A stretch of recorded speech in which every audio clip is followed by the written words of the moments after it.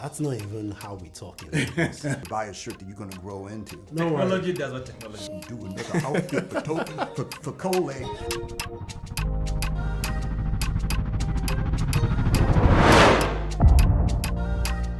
Hey guys, it's Stephen Geekface here, right here at Nnesaga, and boy do we have a treat for you. We got to chat to the mastermind behind Disney's new, freshest animated Nigerian feature, Iwaju, which drops officially on Disney Plus as we speak. Keep it locked here for more content, more interviews. Don't forget to like and subscribe, and keep it locked. Hi guys, so glad to meet you guys. I watched the show and I couldn't be so proud to be a Nigerian. I loved every single moment of it and I can't wait for the world to see it. Such a great job. But we play a little game, a game called Ayo. It's keep it traditional with modern technology with a very traditional game. So I believe on the screen it is your turn. You know an interesting fact as you're setting up the game? We had an idea, we were about to put an Ayo game on the table, but end up playing the card game instead. Oh yeah. Originally it was Ayo, and then we swapped it to the scene where Tola is playing the game. Right. Yeah. How crucial was it for you guys to get the Nigerian culture in every aspect in this animation? I think for me, I thought if we're going to tell a story set in Lagos and a story about Lagos, then it needs to feel like Lagos. So I didn't want my friends to watch it and be like, that's not even how we talking. Or like, why do the trash cans look that way? That's not. So it was really important to me that the same way you would watch a story set anywhere else and it to feel like the actual place. Yeah. I think it's more of why would we not do it? Like, why would it feel like somewhere else if it's set in Lagos? So it was a no-brainer. We just had to nail that aspect. Now, Marlon, you've worked on so many great titles in the Disney Vault. What did you take from that to bring into this?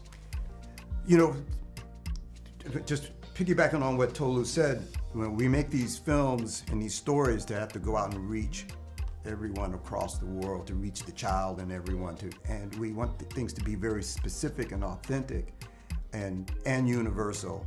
And so going back to almost any film that I've ever worked on, I want to have moments that people who live on that island, people who live in that city, people who've invited us into their homes know that we got right, and so it was really important to do right by Lagos. That, Tolu, who's boots on the ground, he still lives there. There was one detail that we got right, and I almost wanted to fight it because, Kole wears a shirt in his flashback that he's wearing in the present day story. And Tolu pointed out that some African mothers, they'll buy a shirt that you're gonna grow into. Yes. And that shirt is big on Kole for the entire show. And so you first see it in his flashback, and it's the same shirt he's wearing like for episode 3 on, but it fits him more, it's more threadbare and more worn. And as an animation person, I was like, man, I don't want people to think we couldn't do another outfit for Kole.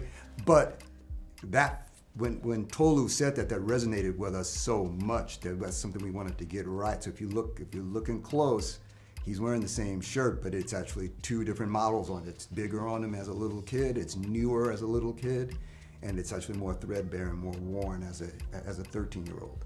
Now, I know a lot of Nigerians are going to take this in, really enjoy it. What do you want the rest of the world to take from this show? That African can do really, really amazing things. So generally, a lot of the times, there's a certain perspective and a certain way people see the general content of Africa. And we want to showcase that, one, again, it's just a normal place with extraordinary things happening. I want to portray that out there and just bring it back to storytelling. Stories are the ways we kind of orient the way we see things and the way we understand things, right? So as Tolu mentioned, with like watching anime or manga or things along the side, right? Has given us understanding of Japanese culture, and there's some things happening in Japanese culture in those stories that now people will not be like, oh, that's good or bad. They'll be like, oh, that's just a Japanese thing. We need enough stories coming from African culture so people can be like, oh, that's a bad thing, that's a good thing. They get the cultural context, the story context about it to make it be like, oh, that's just what that place is. It's not good or bad, it's just how it is. From your perspective, it may look weird, but for them, it's just a normal thing. That's just how things go. Thank you guys, and good luck with the show, and congratulations. Oh man, Thank you very much. Thank you so much. Thank you very, very much.